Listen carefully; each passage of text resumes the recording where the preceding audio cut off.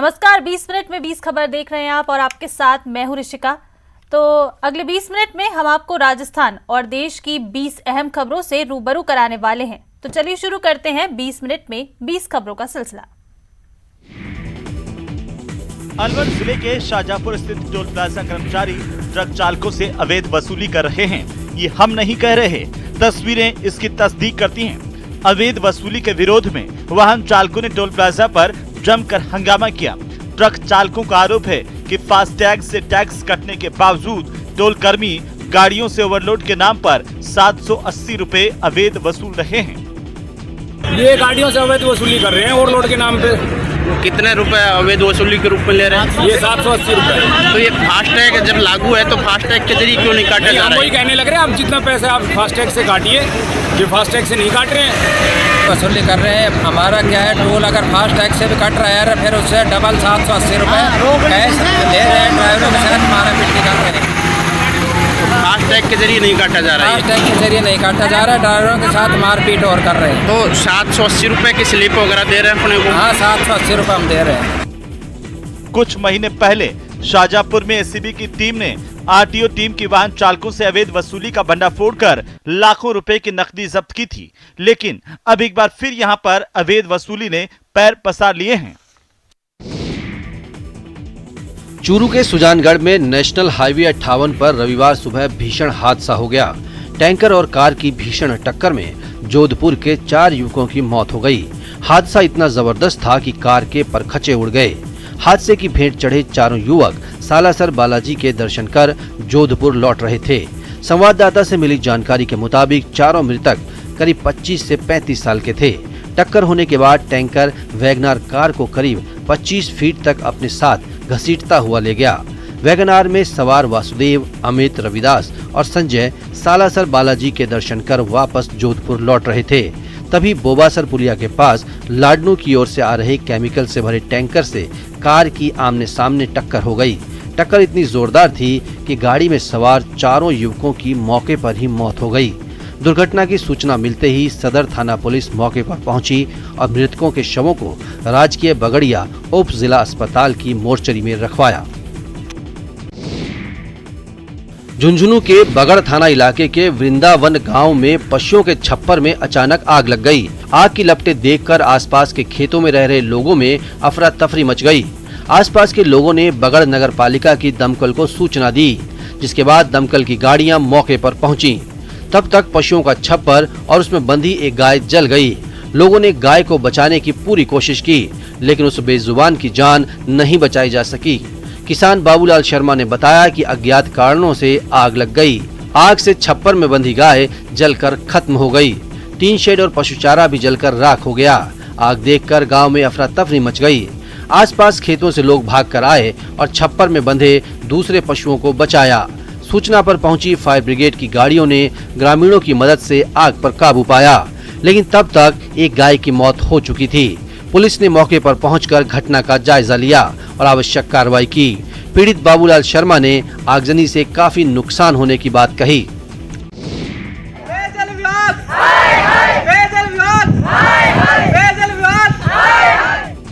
पानी की किल्लत झेल रही महिलाओं के प्रदर्शन की ये तस्वीरें दौसा से आई हैं। उस दौसा से जहां के निवासी पानी के लिए सदियों से पसीना बहाते आए हैं और आज भी दर दर भटकने के लिए मजबूर हैं। बांदीकुई में पेयजल की किल्लत से परेशान महिलाओं ने जलदाय विभाग के खिलाफ प्रदर्शन किया। ये मामला अनंतवाड़ा पंचायत के बगथल की ढाणी का है। महिलाओं ने बताया है कि क्षेत्र में पानी की समस्या से लोग बेहाल हैं। कई बार जलदाय विभाग और ग्राम पंचायत को अवगत करवाने के बाद भी पेयजल समस्या का समाधान नहीं हो रहा है। ऐसे में उन्हें पानी के लिए 2 से 3 किलोमीटर तक भटकना पड़ता है। चल रही है, बिल्कुल जानवर प्यासे मर रहे हैं। जानवरों के लिए पानी 2-2 किलोमीटर दूर से लेके जानवरों को पानी पिलाते हैं और पीने के लिए बिल्कुल पानी नहीं है। पूरी जनता परेशान है। हमको पानी व्यवस्था होनी चाहिए। टैंकर लाता यार का कराना चाहिए हमारा। जहां सेहत की दवा मिलनी थी वहां ताला लटक रहा है और जो अस्पताल खुला है वहां डॉक्टर साहब ही कुर्सी से नदारद हैं। तस्वीरें राजसमंद की हैं। जिले में आयुष विभाग में 60% से ज्यादा पद खाली होने से लोगों को विभाग की योजनाओं का लाभ नहीं मिल पा रहा है। ऐसे में प्रदेश के पहले वेलनेस सेंटर के सफल होने पर भी सवाल खड़े हो रहे हैं।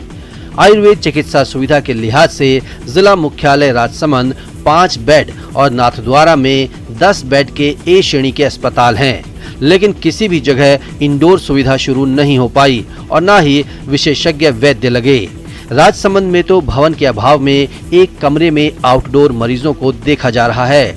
इसके अलावा कई औषधालयों में न चिकित्सक हैं और न ही कंपाउंडर। वैकल्पिक तौर पर नजदीकी औषधालय का वैद्य या कंपाउंडर कुछ समय के लिए वहां की व्यवस्था देख रहा है, जिससे दोनों ही जगह की व्यवस्थाएं प्रभावित हो रही हैं। ऐसे में 2 दर्जन औषधालयों पर ताले लगाने की नौबत आ गई है।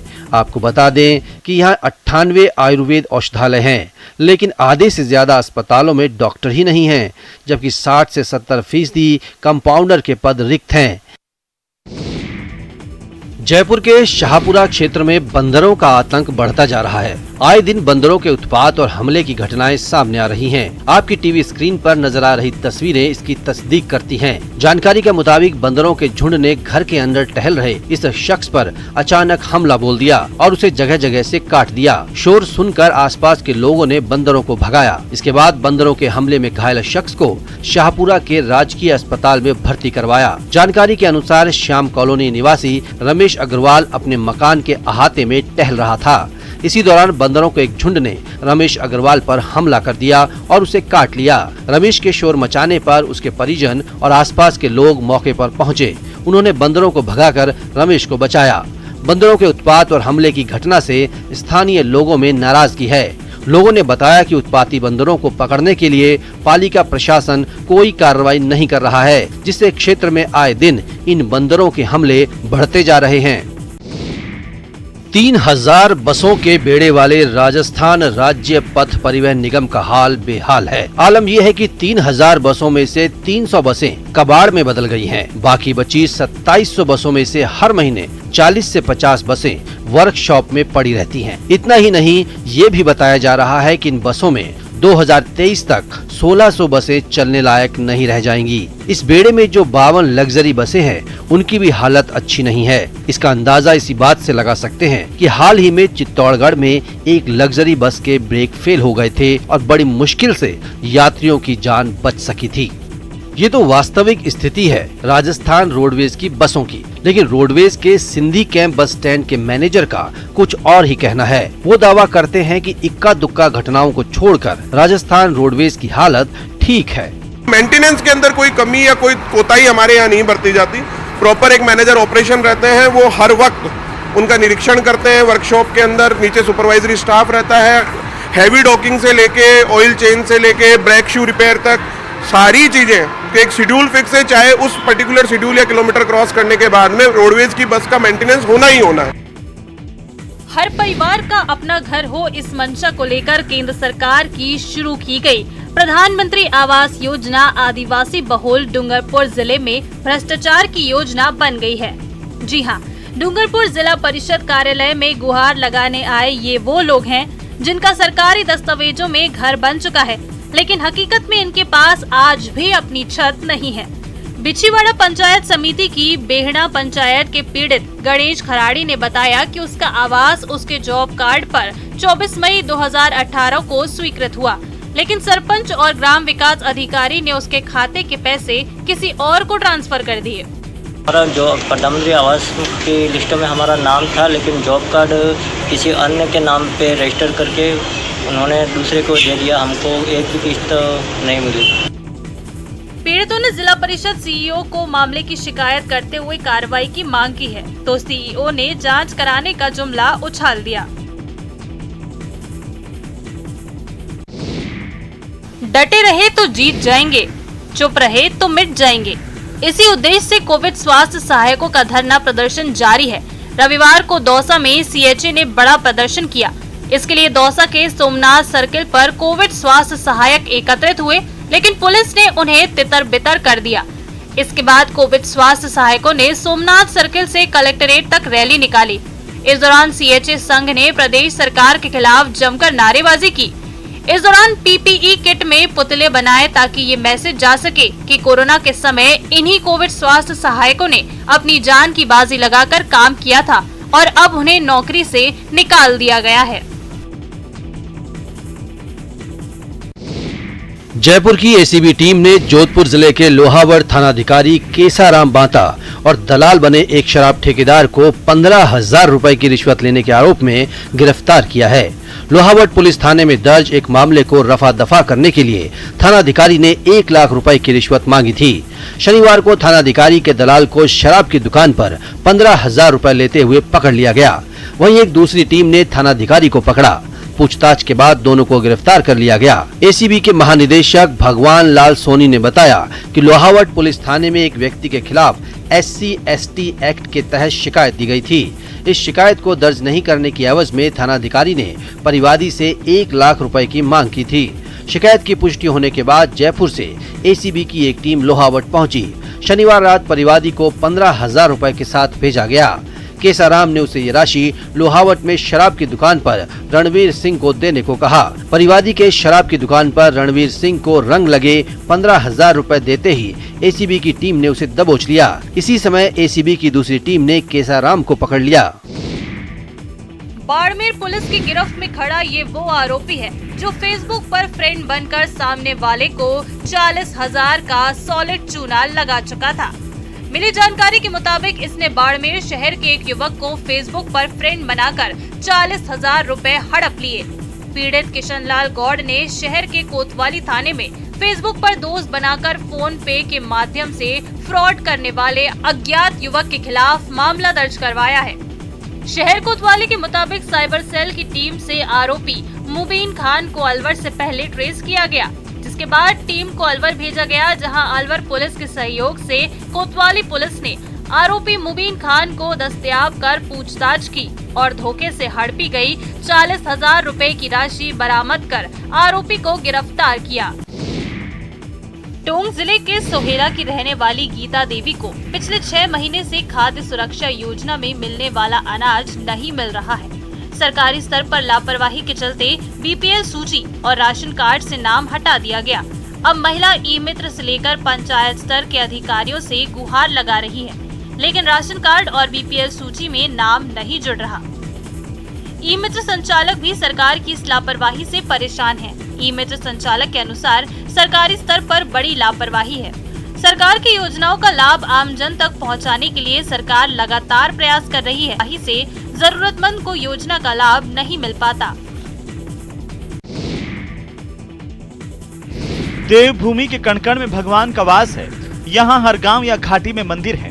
अल्मोड़ा के हवाल बाग के गली में 10वीं शताब्दी का सूर्य मंदिर है, जो संरक्षण के अभाव में वर्षों से झुका हुआ है। अब भारतीय पुरातत्व सर्वेक्षण विभाग मंदिर को अपने अधीन ले रहा है, जिससे संरक्षण की उम्मीद जगी है। स्थानीय लोगों को उम्मीद है कि उनके गांव का सूर्य मंदिर पर्यटन के नक्शे पर शामिल होगा। इससे न सिर्फ मंदिर का संरक्षण होगा, बल्कि पर्यटकों के आने से स्थानीय लोगों को रोजगार भी मिलेगा। इसकी हालत ऐसी है, खुद कैमरे से आप देख सकते हो, पत्थर खींच के इसके जीर्णोद्धार के लिए कुछ न कुछ सरकार अगर ध्यान दे तो हो सकता है। अल्मोड़ा जिले में ही नहीं, पूरे कुमाऊं में अधिकांश मंदिर ऐसे हैं जो संरक्षण और प्रचार प्रसार के अभाव में पर्यटन के मानचित्र से नदारद हैं। अगर पुरातत्व विभाग मंदिरों का संरक्षण करे और पर्यटन विभाग प्रचार प्रसार करे तो वो दिन दूर नहीं जब बेरोजगार युवाओं को न सिर्फ स्थानीय स्तर पर रोजगार मिलेगा, बल्कि क्षेत्र के विकास को भी गति मिलेगी। बड़ी संख्या में लोगों की मौजूदगी, एक दूसरे की तरफ बढ़ते हाथ, किसी के हाथ में फावड़ा तो किसी के हाथ में मिट्टी से भरी तगारी, एक हाथ से दूसरे हाथ में जाती हुई सैकड़ों हाथों से होकर तलाई के बाहर भेजी जा रही है। ये तस्वीर है दौसा जिले के बांदीकुई उपखंड के कोलाना गांव की। रविवार सुबह कलेक्टर पहुंचे और तलाई की खुदाई शुरू की तो पूरा गांव उमड़ पड़ा। देखते ही देखते कई टन मिट्टी को तलाई से बाहर निकाला गया ताकि बारिश की बूंद बूंद इस तलाई में संग्रहित की जा सके, आसपास के क्षेत्र में जल स्तर बढ़ सके। टीवी स्क्रीन पर सिर पर रुमाल बांधकर मजदूरों की तरह मिट्टी की तगारियों को अगले व्यक्ति तक पास करते ये हैं दौसा के कलेक्टर, जो लोगों को प्रेरित करने के लिए खुद काम में जुटते हैं। इसी का परिणाम हुआ कि बड़ी संख्या में ग्रामीण और सामाजिक संस्थाओं के लोग भी मौके पर पहुंचे। कुछ ही देर में सैकड़ों की संख्या में लोग एकत्रित हो गए और तलाई की खुदाई शुरू कर दी। करीब 4 घंटे के श्रमदान में कई टन मिट्टी तलाई से बाहर निकाली गई है, जिससे तलाई गहरी हो गई। दौसा जिले में इन दिनों इस तरह के कार्यक्रम जगह जगह आयोजित किए जा रहे हैं। गर्मियों के मौसम में रसीले आमों का सभी आनंद लेना चाहते हैं। आम के सीजन में अमूमन सभी लोग आम रस का आनंद लेने से नहीं चूकते हैं, फिर बेजुबान इससे क्यों अछूते रहें? इसी को देखते हुए राजस्थान ने प्रतापगढ़ की श्री महावीर गोवर्धन गौशाला में आयोजकों ने गौवंश को भी भरपूर आमरस पिलाया। जी हां, गौवंश भी आमरस का आनंद ले सके, इसके लिए यहां एक अनूठा आयोजन किया गया। यहां 11 क्विंटल आमों का ड्राई फ्रूट्स मिक्स कर आमरस तैयार कर गौवंश को पूरी श्रद्धा के साथ पिलाया गया। इस आयोजन को देखने के लिए बड़ी संख्या में लोग श्री महावीर गोवर्धन गौशाला पहुंचे और इस अनूठे नजारे का आनंद लिया। मांगलिक कार्यक्रमों और त्योहारों के दौरान गौवंश को लापसी, गुड़ और हरा चारा खिलाने के तो कई कार्यक्रम आए दिन होते रहते हैं, लेकिन गायों को आमरस पिलाने का ये आयोजन शायद पहली बार हुआ है। जिले की सबसे बड़ी श्री महावीर गोवर्धन गौशाला में 1205 गौवंश हैं। ये वो गौवंश हैं जिन्हें कत्ल खाने में जाने से बचाया गया है।